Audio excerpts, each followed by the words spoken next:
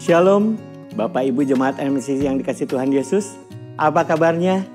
Kami berharap Bapak Ibu tetap baik, sehat, dan tentunya tetap dalam lindungan kasih Tuhan Yesus.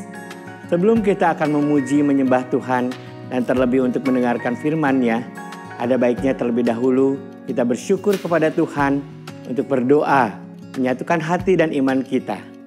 Mari kita sama-sama berdoa. Bapa yang baik, terima kasih Tuhan untuk setiap penyertaan Engkau dalam hidup kami. Kami berterima kasih Tuhan karena Engkau begitu baik dalam hidup kami. Engkau selalu ada dalam hidup kami Bapa, bahkan Engkau selalu menyertai Tuhan setiap langkah kami. Kami bersyukur Tuhan di dalam masa pandemi ini Tuhan. Engkau tetap Tuhan menyertai kehidupan kami masing-masing, keluarga kami Tuhan.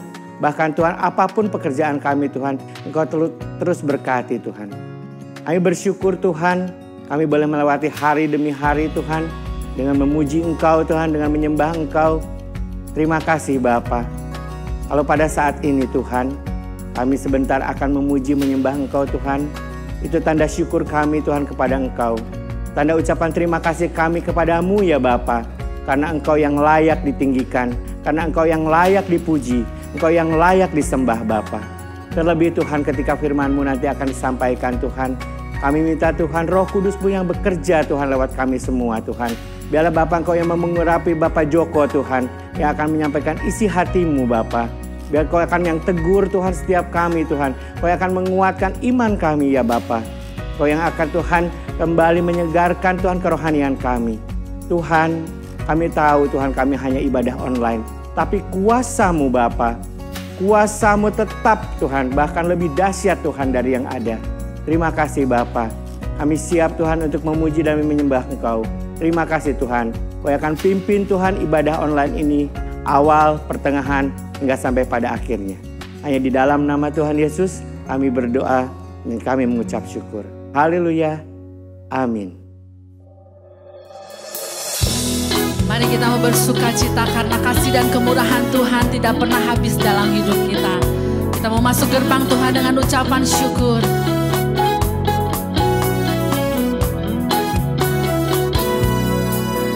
Mari masuk gerbangnya dengan hati bersyukur, halamannya dengan pujian.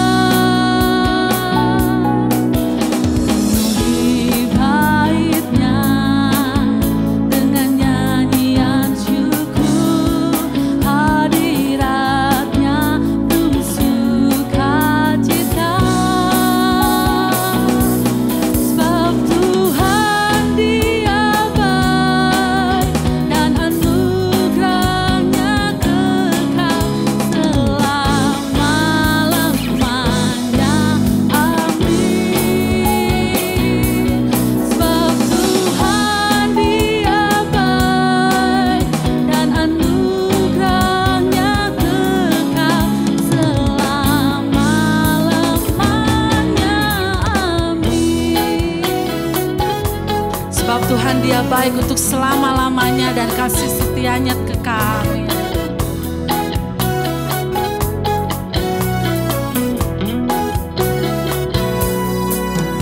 Mari masuk gerbangnya dengan hati bersyukur, halamannya dengan pujian.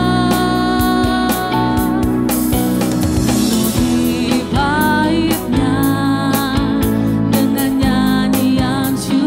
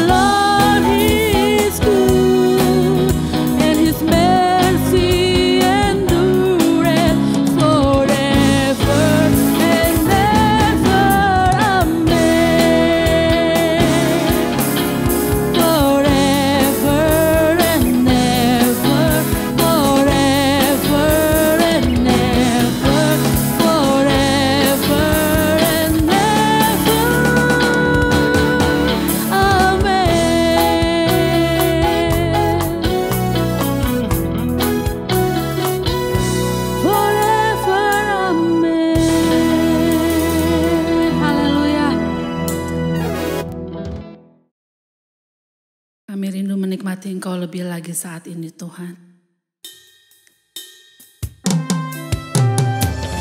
Sebab hanya Engkau yang sangat mengenal pribadi kami lepas pribadi. Lawat kami saat ini Tuhan. Perbarui hati kami Tuhan.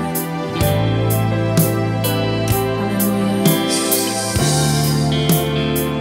Kami rindu Engkau lebih lagi Tuhan.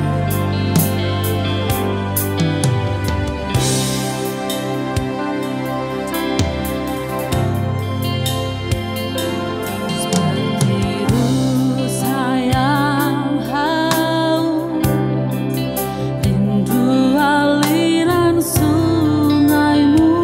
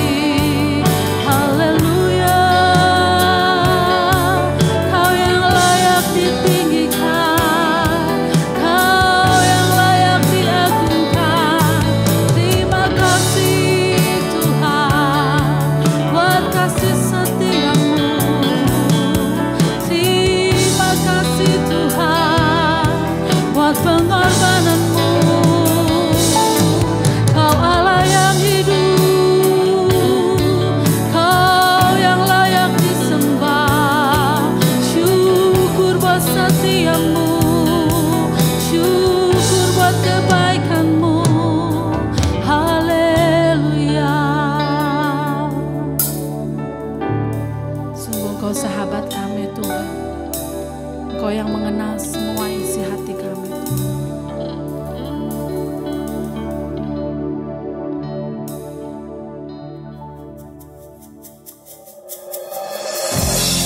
Mari kita mau siapkan hati kita, pikiran kita untuk diisi dengan firman Tuhan. Saya yakin dan percaya saat ini dimanapun kita berada, Tuhan hadir melawat kita. Mari Tuhan, isi setiap kami dengan firman. Penuhi hati kami Tuhan.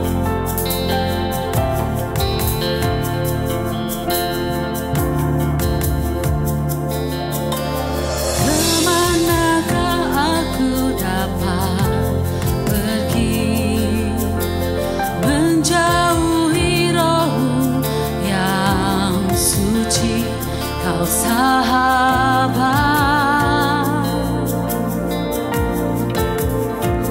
dan Kau dekat.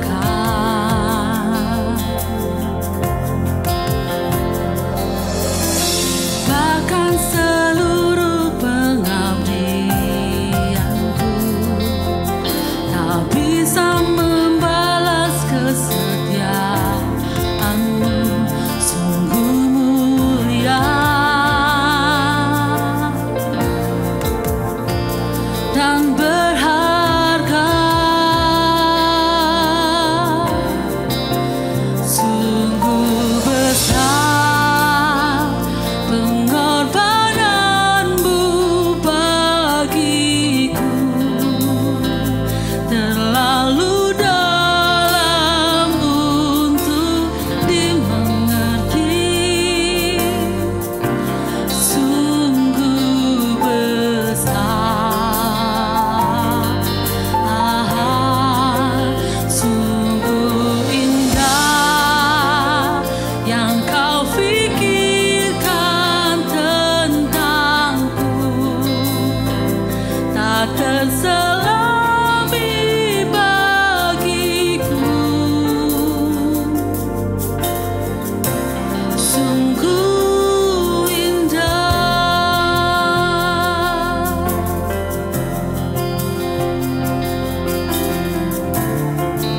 Manakah kami bisa pergi menjauhi Engkau Tuhan? Kemanakah aku dapat pergi, menjauhi Roh-Mu yang suci, Kau sahabat,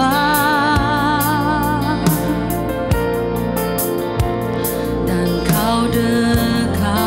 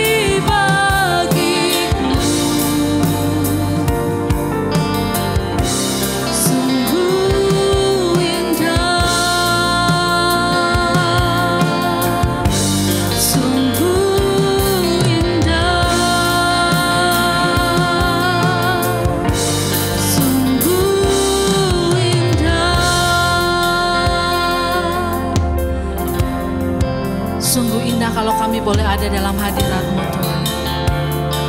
Terima kasih buat pengorbanan-Mu yang tidak pernah bisa terselami oleh pikiran kami. Bapa, kami bersyukur Tuhan buat saat ini. Kalau kami boleh memuji dan menyembah Tuhan. Terima kasih buat saat indah dalam hadirat-Mu kami rasakan Tuhan. Dan kalau sebentar kami mau mendengarkan firman-Mu, Engkau yang mengurapi hamba-Mu Bapak Pendeta Joko Prihanto, sampaikan isi hati-Mu melalui hamba-Mu Tuhan. Urapi hamba-Mu dengan urapan yang baru. Karena tanpa urapan-Mu, apapun yang hamba-Mu pelajari itu semuanya sia-sia. Nyatakan isi hati-Mu buat jemaat MNCC saat ini Tuhan. Kami mau buka hati kami, pikiran kami mau fokus kepadamu. Dan biarlah firman yang kami terima boleh menjadi kekuatan dalam kami menjalani hidup kami. Terima kasih Tuhan, kami serahkan waktu ini ke dalam tangan-Mu. Hanya di dalam nama Tuhan Yesus Kristus kami berdoa dan kami selalu mengucap syukur. Haleluya. Amin. Shalom jemaat MNCC yang dikasihi Tuhan, senang sekali bisa menjumpai Anda lagi meskipun melalui media online seperti ini. Bapak, Ibu, dan Saudara yang dikasihi Tuhan, pada kesempatan ini saya ingin menyampaikan kebenaran firman Tuhan dengan judul Sikap Kehambaan. Sesuai dengan apa yang kita bahas sepanjang bulan Agustus di gereja kita tentang sikap atau attitude. Kali ini kita akan belajar dari Yohanes Pembaptis. Karenanya saya mengajak Bapak, Ibu, dan Saudara untuk melihat kebenaran firman Tuhan dalam Injil Yohanes pasal yang pertama, ayat yang ke-19 sampai dengan ayat yang ke-28. Demikianlah firman Tuhan. Dan inilah kesaksian Yohanes ketika orang Yahudi dari Yerusalem mengutus beberapa imam dan orang-orang Lewi kepadanya untuk menanyakan dia, "Siapakah engkau?" Ia mengaku dan tidak berdusta, katanya, "Aku bukan Mesias." Lalu mereka bertanya kepadanya, "Kalau begitu siapakah engkau, Elia?" Dan ia menjawab, "Bukan." "Engkaukah nabi yang akan datang?" Dan ia menjawab, "Bukan." Maka kata mereka kepadanya, "Siapakah engkau?" Sebab kami harus memberi jawab kepada mereka yang mengutus kami. "Apakah katamu tentang dirimu sendiri?" Jawabnya, "Akulah suara orang yang berseru-seru di padang gurun, luruskanlah jalan Tuhan," seperti yang telah dikatakan Nabi Yesaya. Dan di antara orang-orang yang diutus itu ada beberapa orang Farisi. Mereka bertanya kepadanya, katanya, "Mengapakah engkau membaptis jikalau engkau bukan Mesias, bukan Elia, dan bukan Nabi yang akan datang?" Yohanes menjawab mereka, katanya, "Aku membaptis dengan air, tetapi di tengah-tengah kamu berdiri dia yang tidak kamu kenal, yaitu dia yang datang kemudian daripadaku. Membuka tali kasutnya pun aku tidak layak." Hal itu terjadi di Betania yang di seberang sungai Yordan, di mana Yohanes membaptis. Amin.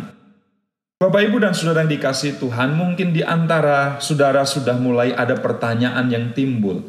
Hari gini kok masih bicara soal sikap kehambaan?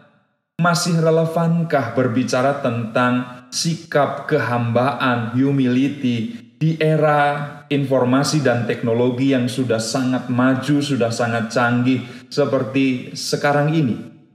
Memang kita melihat fakta bahwa ada egosentrisme, ada segala sesuatu yang berpusat pada diri sendiri yang sedang berkembang. Sehingga ketika kita berbicara soal humility atau soal kerendahan hati, soal kehambaan, maka kadang-kadang kita mulai berpikir, rasanya sudah nggak cocok, rasanya sudah nggak pas. Orang tidak mau lagi menundukkan dirinya untuk menjadi humble, untuk menjadi rendah hati, untuk menjadi taat kepada orang lain. Mereka ingin mengatur segala sesuatunya di dalam dirinya sendiri. Manusia merasa paling tahu dan kemudian melebihkan dirinya di atas yang lain. Bukankah hari-hari ini kita sering menemukan fenomena orang-orang yang tidak mau kalah di dalam kehidupannya? Kalau lihat tetangga punya barang baru, mereka segera dan buru-buru untuk pergi membeli barang yang sama tapi dengan merek yang berbeda, dengan kualitas yang jauh lebih tinggi.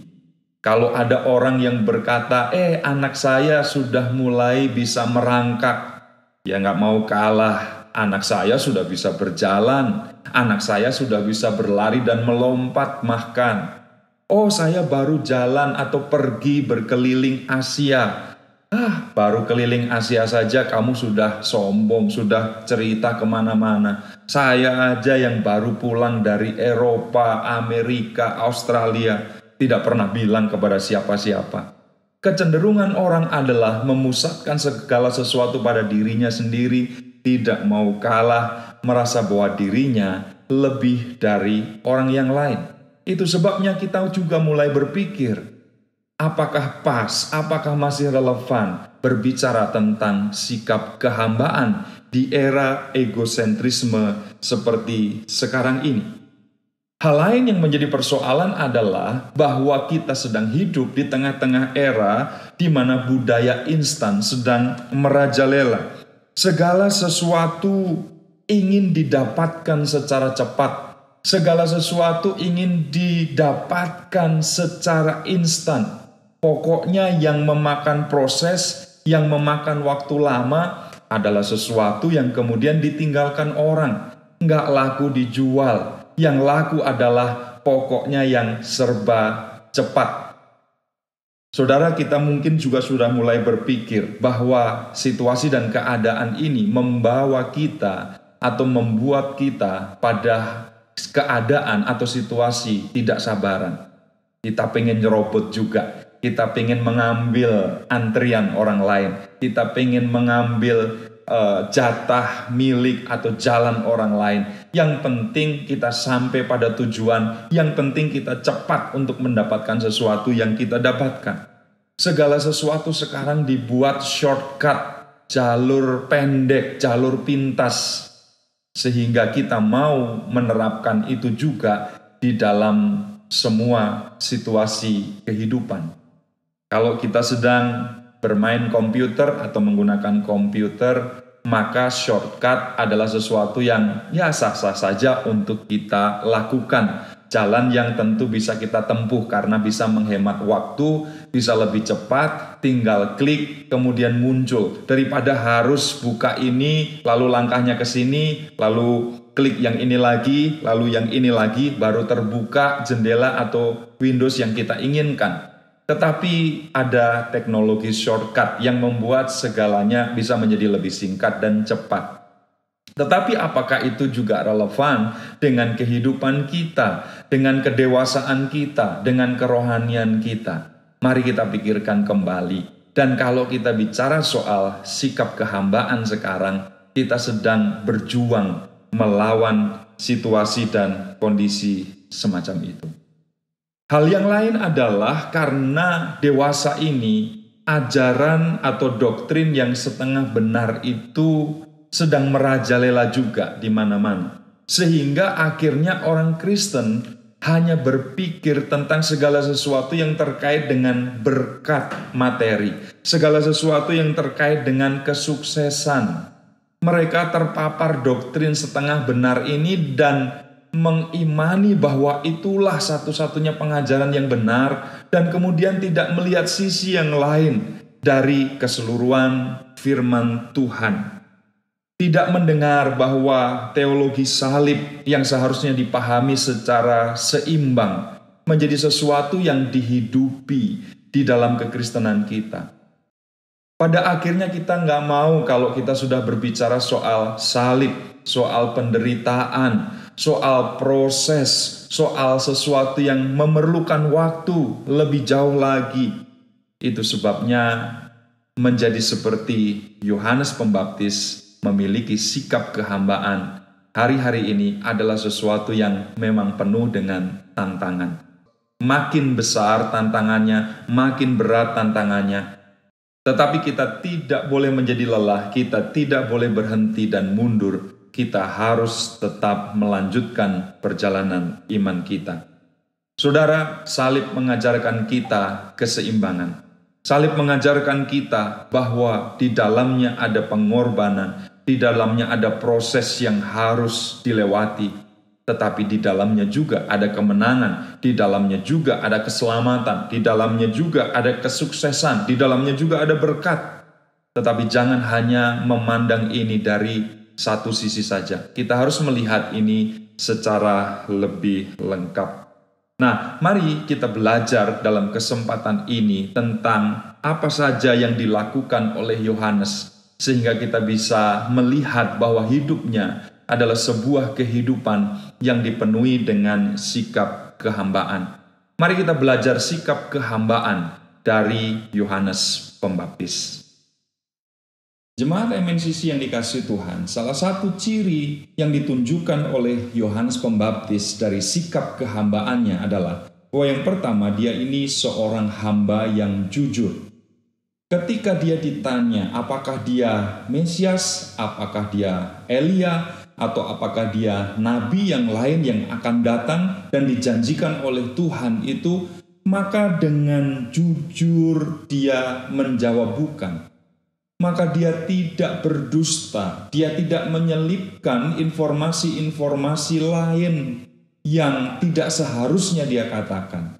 Dia berkata apa adanya, dia jujur mengatakan bahwa memang dia bukan Mesias, memang dia bukan Elia, memang dia juga bukan nabi yang lain yang dijanjikan Tuhan dan akan datang bagi bangsa Israel. Salah satu ciri dari seorang hamba atau sikap kehambaan adalah ketika kita bisa berkata jujur. Hari-hari ini kita sedang melihat bagaimana ketidakjujuran dipertontonkan di depan mata kita.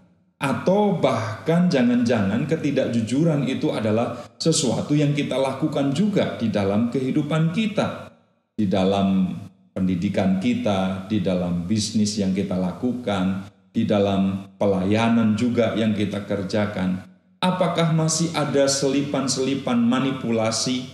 Apakah masih ada hal-hal yang seharusnya tidak kita tambahkan di situ?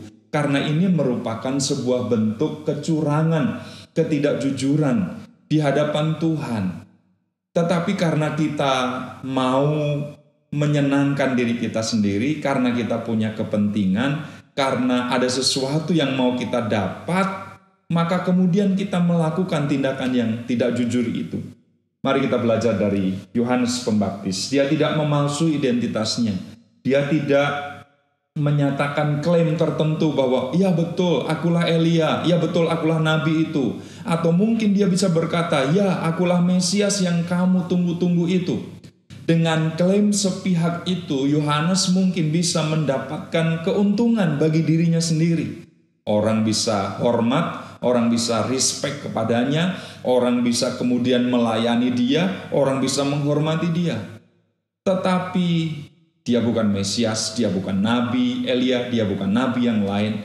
Dan untuk hal itu, dia perlu berkata jujur.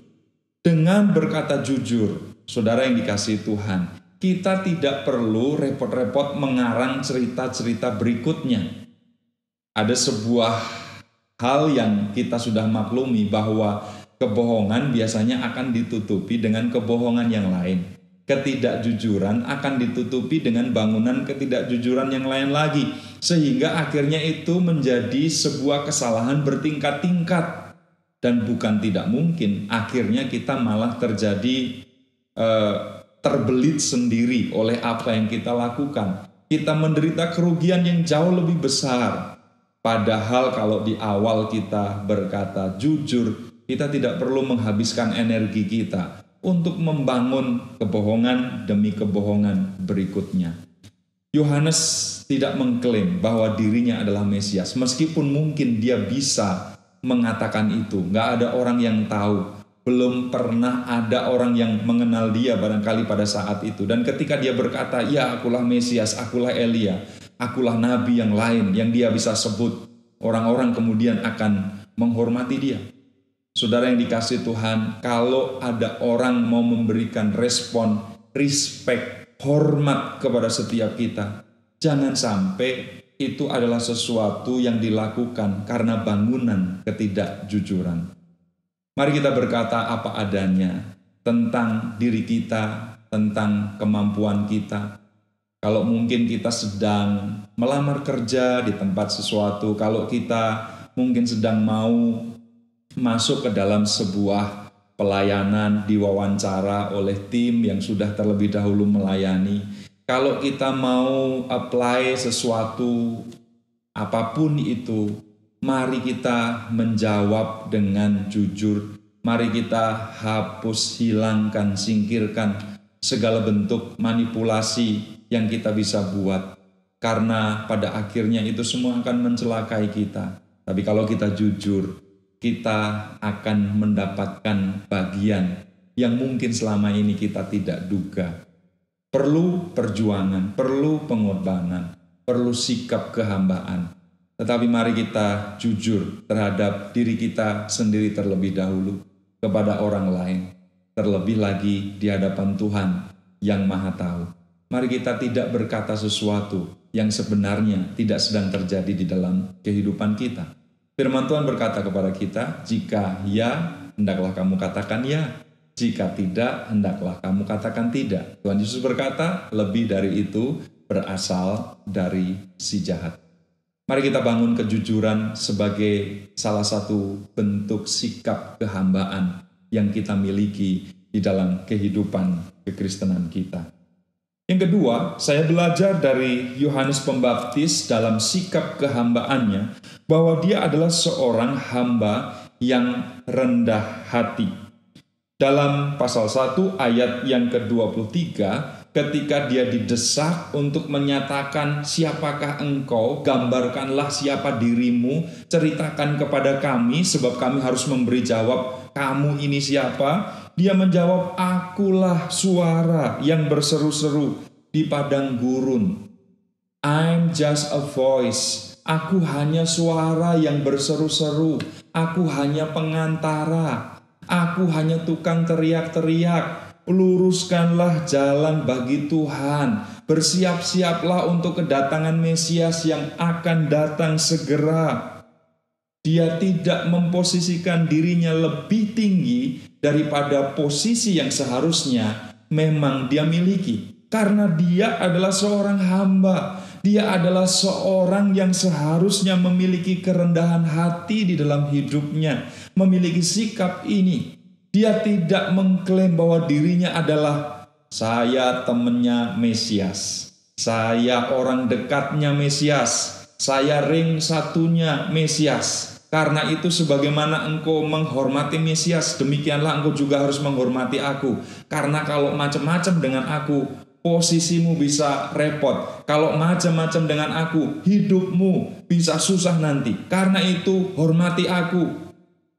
Pokoknya berikan yang terbaik buatku. Aku ini orang penting. Tetapi bukan jalan itu yang diambil oleh Yohanes Pembaptis.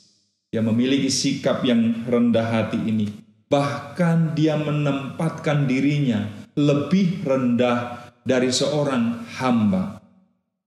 Salah satu pekerjaan hamba pada waktu itu, saudara yang dikasihi Tuhan, adalah untuk membuka tali kasut atau tali telapak kaki, tali sepatu dari tuannya.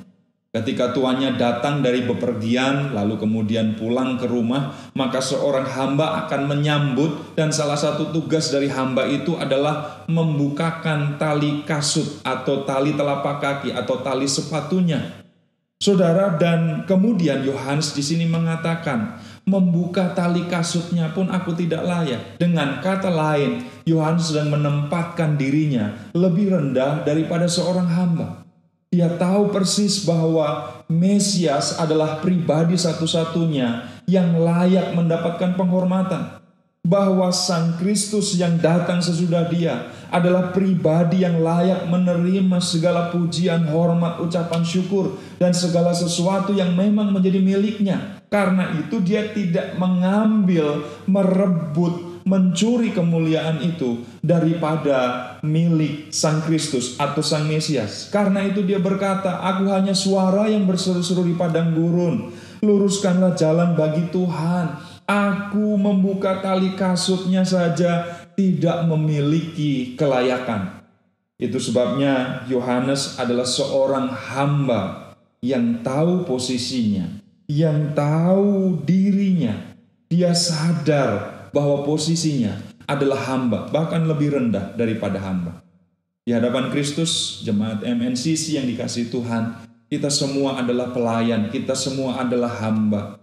Tidak ada satu bagian pun yang kemudian harus kita lakukan dan kemudian kita jadi sombong kalau kita bisa menyelesaikan sesuatu. Kalau bisa sampai pada tahap tertentu di dalam pelayanan kita, di dalam bisnis kita, di dalam kehidupan kita, di dalam bidang apapun. Kita harus melihat bahwa semuanya itu adalah karena anugerah Tuhan semata-mata dan bukan karena kesombongan kita, bukan karena kemampuan kita, bukan karena kuat dan gagah kita. Waktu kita mulai melihat kepada diri kita sendiri, waktu kita mulai egosentris, di sanalah kemudian kesombongan itu akan terselip dan kemudian menjadi sesuatu yang kita hidupi di dalam perjalanan pengiringan kita kepada Tuhan. Tetapi jemaat yang dikasihi Tuhan, mari kita belajar dari Yohanes Pembaptis. Dia adalah seorang yang rendah hati, sadar posisi, tahu diri, siapakah dia di hadapan Tuhan. Apapun juga yang Tuhan percayakan kepada kita di dalam kehidupan kita ini, mari kita menyelesaikannya dengan sebuah sikap. Saya menerimanya dari Tuhan. Kalau kita dibawa oleh Tuhan, dipromosikan oleh Tuhan, menempati hal-hal penting, kalau kita dipercaya oleh Tuhan, melakukan, membereskan, menyelesaikan hal-hal yang sangat luar biasa dalam hidup kita, mari tetap tempatkan diri kita kepada posisi bahwa saya hanya alat, saya hanya pribadi yang dipakai oleh Tuhan, saya hanya hamba yang diberi kepercayaan ini. Ini bukan tentang saya, ini bukan karena saya, tetapi semuanya karena Tuhan. Ketika kita mempertahankan segala sesuatu, bukankah justru kita sering kehilangan semuanya itu? Tapi ketika kita merelakan semuanya karena Tuhan, karena salib Kristus, Dia berjanji kita akan mendapatkannya. Karena itu Bapak, Ibu, dan Saudara yang dikasihi Tuhan, jemaat MNCC yang Tuhan berkati, mari kita belajar bahwa kita harus menjadi hamba-hamba yang rendah hati.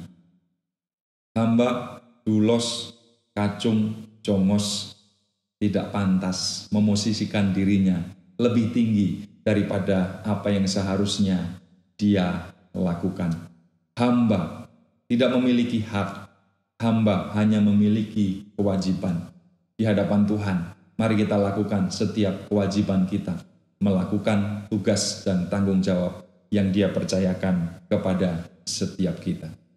Jemaat MNCC yang dikasihi Tuhan, kebenaran yang ketiga yang kita bisa pelajari dari Yohanes Pembaptis tentang sikap kehambaan adalah bahwa Yohanes ini adalah seorang hamba yang taat. Kalau kita lihat di dalam ayat yang ke-23 dan ayat yang ke-26, maka sudah ada semacam job deskripsi kerja yang diberikan oleh Tuhan kepada Yohanes Pembaptis, bahwa dia adalah seorang yang meluruskan jalan bagi Tuhan. Dia adalah seorang perintis, pelayan pembuka jalan. Dia bukan tokoh utamanya, tetapi dia yang mempersiapkan segala sesuatunya untuk Sang Mesias yang sebentar lagi akan datang, akan melayani, akan memberikan janjinya kepada umatnya. Lagi pula di dalam ayat yang ke-26, dia disebut sebagai seorang yang harus membaptis dengan air. Perintah Tuhan, tugas yang diberikan kepadanya, dijalankan dengan sepenuh hati, dijalankan dengan ketaatan. Karena memang demikianlah selayaknya seorang hamba taat kepada tuannya. Kalau kita memiliki staf, kalau kita memiliki asisten rumah tangga misalnya, atau kalau kita memiliki seorang yang kita pekerjakan di toko, di perusahaan yang kita pimpin, lalu kemudian kita memberikan perintah, kita memberikan deskripsi kerja yang sangat jelas kepada mereka, tetapi kemudian mereka tidak melakukan sesuai dengan apa yang kita inginkan. Saya percaya kita semua adalah orang-orang yang sangat kecewa dengan sikap, tindakan yang diambil oleh karyawan itu. Karena itu mari kita belajar bahwa sebagai seorang hamba, kita pun adalah orang yang dituntut untuk melakukan apa yang Tuhan mau dengan penuh ketaatan. Saya teringat akan Yusuf, suami Maria. Seorang pria yang tidak banyak bicara. Bahkan di dalam Alkitab, kalau kita mengingat kisah Natal, saudara, di awal-awal pembacaan kita terhadap kitab-kitab Injil, kita tidak menemukan Yusuf ini bicara. Yusuf ini banyak omong, apalagi Yusuf ini berkomunikasi.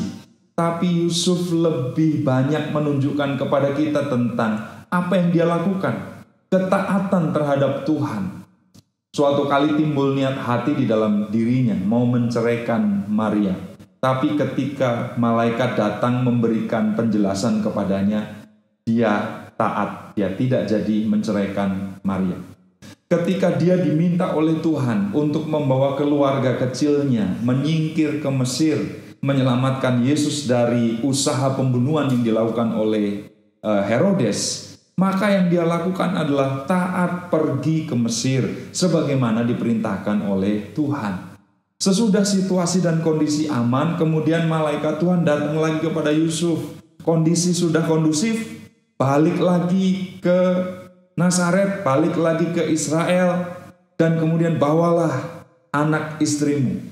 Dia tidak protes. Dia tidak mengajukan gugatan dan pertanyaan-pertanyaan. Yang dia lakukan adalah taat terhadap apa yang diperintahkan oleh Tuhan.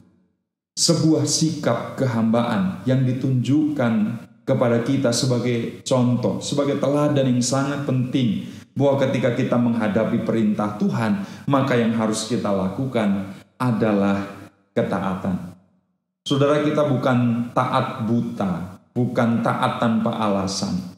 Kalau Tuhan memberikan perintah kepada setiap kita, kita harus percaya bahwa Tuhan selalu punya rancangan, maksud, dan tujuan yang baik atas setiap perintah itu.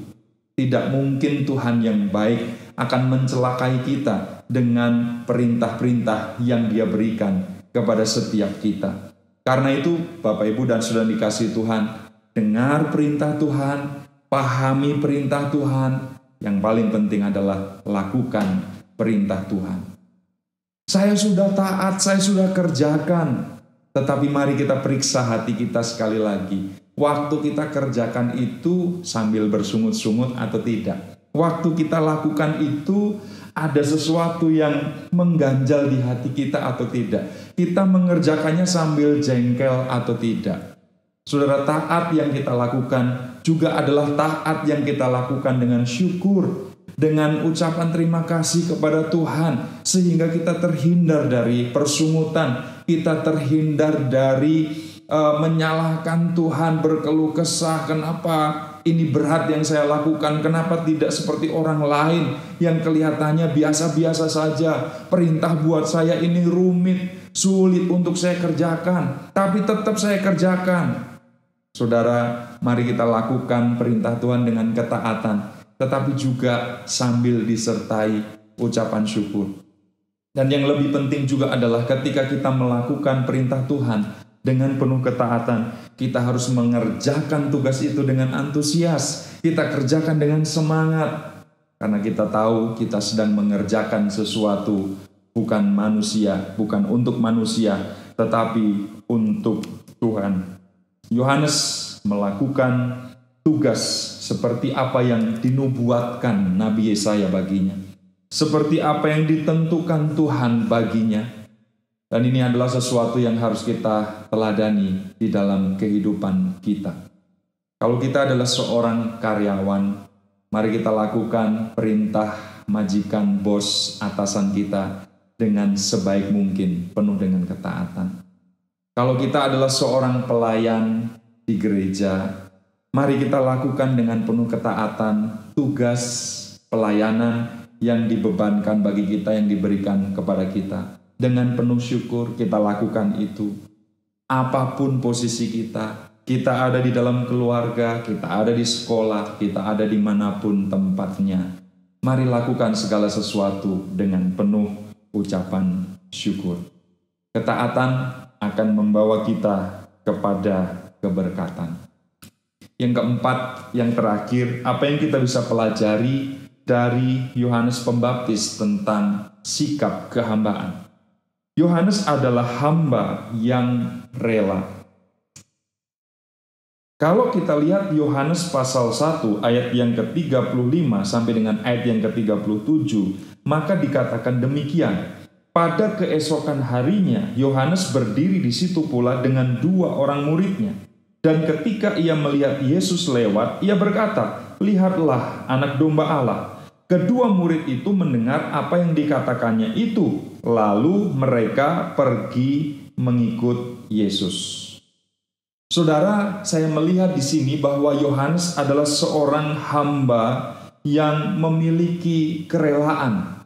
Dia memiliki sikap hati yang ikhlas, legowo, melepaskan apa yang bukan haknya, melepaskan apa yang seharusnya memang menjadi milik Tuhan. Dia tidak menahan ketika 2 orang muridnya pergi mengikut Yesus, mengiring Yesus menjadi muridnya.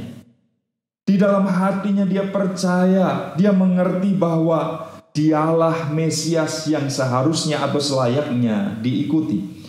Karena itu kita bisa belajar di sini tentang sikap melepaskan hak, sikap kerelaan sebagai seorang hamba.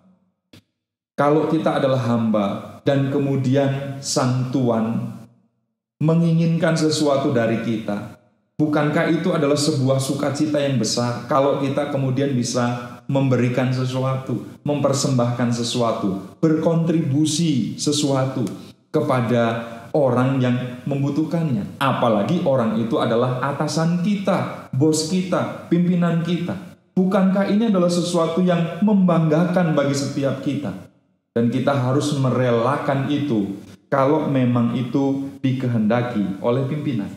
Saudara yang dikasihi Tuhan, kita bisa belajar dari Yohanes Pembaptis. Muridnya 2 orang menjadi pengikut Yesus. Dia tidak menahan, dia tidak mempengaruhi 2 orang itu dan kemudian berkata, "Ikut aku lebih mudah. Ikut Yesus nanti repot, susah, berat, terjal jalannya, banyak rintangan, banyak tantangan. Udah, ikut aku saja, jadi pendukungku saja, jadi tim horeku saja." Yohanes tidak menahan kedua murid itu sedemikian. Tapi dia melepaskan, tapi dia merelakan. Karena Tuhan yang menjadi guru agung, sang guru sejati, yang kemudian diikuti oleh 2 orang muridnya ini. Yohanes merelakan sesuatu untuk kepentingan yang jauh lebih besar. Kalau 2 orang ini masih tetap menjadi murid Yohanes, belum tentu 2 orang ini akan menjadi sarana Tuhan atau alat Tuhan untuk pemberitaan Injil yang jauh lebih luas nantinya. Tetapi karena mereka menjadi murid Kristus, dibentuk menjadi saksi Kristus, dimuridkan selama beberapa tahun oleh Kristus, lalu kemudian mendapatkan mandat, amanat agung, menjadi saksi di Yerusalem, seluruh Yudea, Samaria, sampai ke ujung bumi. 2 orang ini kemudian dipakai oleh Tuhan secara luar biasa untuk menjadi muridnya. Saudara, Yohanes Pembaptis tahu bahwa ada keterbatasan di dalam dirinya, tapi ada pribadi yang tidak terbatas, yang bisa mengubah, membentuk, membuat murid-muridnya ini menjadi orang-orang yang berguna pada masa depan. Saudara yang dikasihi Tuhan, apa yang menjadi milik kita? Apa yang selama ini kita anggap sebagai hak milik kita? Ketika Tuhan ingin mengambilnya, ketika Tuhan mau mengambilnya dari kehidupan kita, bagaimana dengan kerelaan kita? Apakah kita juga sungguh-sungguh akan memberikan itu kepada Tuhan? Apakah kita tidak keberatan dengan semuanya itu kalau Tuhan menginginkannya? Mari kita imani, mari kita percaya bahwa ketika Tuhan menginginkan sesuatu dari kita, itu untuk kebaikan kita juga. Itu untuk kebaikan orang lain yang akan diubah, dibentuk oleh Tuhan juga. Karena itu saudara yang dikasihi Tuhan, mari belajar sikap kerelaan ini dari Yohanes Pembaptis. Tidak ada sesuatu pun yang kita tahan-tahan kalau Tuhan menginginkannya. Bahkan seluruh hidup kita pun kita persembahkan baginya. maka apapun yang kita miliki bukan milik kita lagi, tetapi milik Tuhan. Mari kita belajar kesempatan ini memiliki attitude atau sikap hati hamba, sikap yang jujur, mengatakan apa adanya, sikap yang kemudian memiliki kerendahan hati, tidak layak menyombongkan sesuatu. Kemudian sikap yang taat, dan yang keempat, sikap yang rela. Saya berdoa biarlah kiranya firman Tuhan ini menjadi berkat bagi setiap kita, dan Tuhan mendapati hati seorang hamba ada di dalam kehidupan kita sekalian, jemaat MNCC yang dikasihi Tuhan. Mari kita responi firman Tuhan dengan berdoa bersama-sama. Bapa Surgawi, kami bersyukur karena kebenaran firman-Mu yang sudah Engkau berikan dan nyatakan bagi kami. Terima kasih karena kami boleh belajar dari Yohanes Pembaptis, seorang pribadi yang rela menjadi hamba, berhati hamba, memiliki sikap kehambaan di dalam hidupnya. Dia rela, dia taat, dia tunduk kepada Tuhan, dia rendah hati, dia jujur ya Tuhan. Dan semuanya itu kami rindu bukan hanya menjadi pengetahuan semata-mata bagi kami, tetapi juga menjadi teladan yang akan kami lakukan karena kami menyembah Tuhan yang sama, Tuhan Yesus Kristus, Tuhan di atas segala Tuhan, Raja di atas segala Raja. Biarlah Tuhan menemukan di dalam kehidupan setiap kami, sekali lagi, hati seorang hamba. Bentuk kami terus sehingga kami menjadi hamba yang berkenan kepadamu. Terima kasih Bapa Surgawi, kami menaikkan syukur kami untuk firman-Mu, jadikan kami pelaku-pelaku firman, di dalam nama Tuhan Yesus Kristus, kami berdoa dan mengucap syukur. Haleluya. Amin. Sampai jumpa kembali dalam kesempatan yang lain. Tuhan memberkati Anda sekalian. Bapak, Ibu, Saudara, diberkati Tuhan hari ini, amin. Biarlah kebenaran firman Tuhan yang sudah kita dengar sama-sama bukan hanya sebagai informasi dan pengetahuan saja, tetapi memberikan kita pewahyuan untuk kita lakukan di dalam kehidupan kita. Amin. Terima kasih Bapak Joko yang sudah menjadi saluran berkat buat kita semua hari ini. Tuhan Yesus memberkati. Mari Bapak Ibu Saudara kita masuk di dalam doa syafaat kita. Terima kasih Bapa, kami mengucap syukur untuk waktu yang Engkau berikan buat kami. Kami bersama-sama boleh beribadah, memuji dan menyembah-Mu. Dimanapun kami ada, di rumah kami masing-masing. Kami percaya Engkau Allah pribadi yang tidak terbatas waktu dan ruang. Engkau hadir untuk kami. Engkau memberkati kami semua. Dan kami bersyukur buat hari ini. Kami kembali dibekali oleh kebenaran firman-Mu tentang sikap kehambaan. Hamba yang jujur, hamba yang rendah hati, hamba yang taat, dan hamba yang rela. Kami bersyukur Tuhan. Biar kebenaran firman-Mu sungguh-sungguh dapat kami aplikasikan di dalam keseharian kami. Dan Roh Kudus yang menolong kami. Apapun keadaan kami tetap punya sikap kehambaan di hadapan-Mu ya Bapa. Kami bersyukur untuk hamba-Mu Bapak Joko yang sudah menjadi saluran berkat buat kami hari ini. Tuhan yang memberkati kehidupan pribadinya, keluarganya, bahkan pelayanannya. Dimanapun keluarga ini ada, berkat-Mu yang senantiasa tercurah. Kami juga berdoa Tuhan untuk gembala kami Pak Gem Oki. Tuhan, kami terus mendukung hamba-Mu. Biarlah hikmat, pewahyuan dan pengurapan daripada-Mu ya Bapa terus memenuhi hamba-Mu untuk membawa, menuntun dan membimbing kami jemaat di MNCC untuk bersama-sama melakukan kehendak Bapa di zaman ini Tuhan. Bersyukur untuk istri, anak, bahkan kedua orang tuanya. Berkat-Mu ada dan berlimpah. Terima kasih Tuhan Yesus. Kami berdoa untuk tim penggembalaan yang ada. Biar bersama-sama bergandengan tangan. menangkap isi hatimu ya Roh Kudus untuk melakukan kehendak-Mu Tuhan. Terima kasih Aba ya Bapa. Kami bersyukur untuk kami semua jemaat di MNCC. Mulai dari anak-anak sekolah minggu, anak-anak remaja, dewasa muda, sampai kepada usia lanjut. Apapun keadaan kami Tuhan, apapun kondisi yang sedang kami alami, biar mata kami terus tertuju kepadamu Bapa, dan hati kami melekat kepadamu. Tetap mengandalkan Engkau, tetap berharap kepada Tuhan dan percaya kepadamu, dan juga memiliki sikap kehambaan. Terima kasih Bapa, terima kasih Tuhan. Saat ini Bapa, kami bersyukur untuk bangsa dan negara kami Indonesia. Kami bersyukur buat bangsa yang sehat, bangsa yang maju, bangsa yang diberkati oleh Tuhan.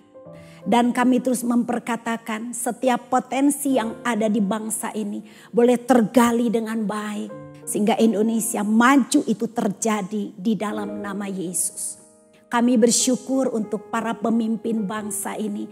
Mulai dari Bapak Presiden Jokowi sampai kepada jajaran yang ada di bawahnya. Roh takut akan Tuhan ada buat mereka.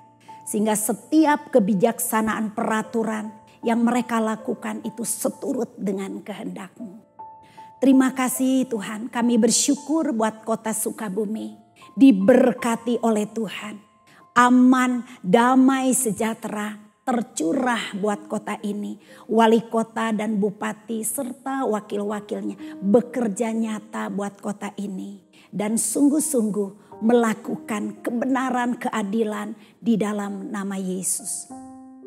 Terima kasih Tuhan, kami bersyukur buat setiap kami yang sudah mengambil bagian di dalam ibadah ini apapun itu bentuknya. Biarlah itu sungguh menyenangkan hati-Mu ya Bapa. Terima kasih Tuhan Yesus, bahkan buat persembahan yang sudah diberikan. Kami berdoa memberkatinya, dikuduskan untuk pekerjaan Tuhan. Dan buat setiap kami yang mengelola, biar Roh Kudus yang menuntunnya. Terima kasih Bapa yang baik, terima kasih Tuhan Yesus Allah Roh Kudus. Terima kasih untuk ibadah kami, untuk waktu terbaik yang Kau berikan buat kami. Sebentar kami mau mengakhiri ibadah ini dan kami rindu menerima berkat yang daripada-Mu melalui hamba-Mu di dalam nama Tuhan Yesus. Haleluya. Amin. Mari Bapak Ibu jemaat Tuhan, semoga Allah sumber pengharapan memenuhi kamu dengan segala sukacita dan damai sejahtera dalam iman kamu. Supaya oleh kekuatan Roh Kudus kamu berlimpah-limpah di dalam pengharapan. Saudaraku, Tuhan memberkati engkau pada masa sulit ini. Biar engkau yang terus masih berusaha dalam keadaan ini, Tuhan buat menjadi berhasil dan berbuah lebat. Angkat kedua tanganmu dan terimalah berkat Tuhan. Tuhan memberkati engkau dan melindungi engkau. Tuhan menyinari engkau dengan wajahnya dan memberikan engkau kasih karunia. Tuhan menghadapkan wajahnya kepadamu dan memberikan engkau damai sejahtera. Turunlah berkat dari Allah Bapa, kasih karunia Tuhan Yesus Kristus, dan penyertaan penghiburan dari Roh Kudus menyertai kita semua mulai dari hari ini sampai Maranatha. Di dalam nama Tuhan Yesus, mari yang percaya sama-sama katakan amin. Bapak Ibu yang terkasih, sampai kembali ketemu di dalam ibadah online yang akan datang. Tuhan memberkati.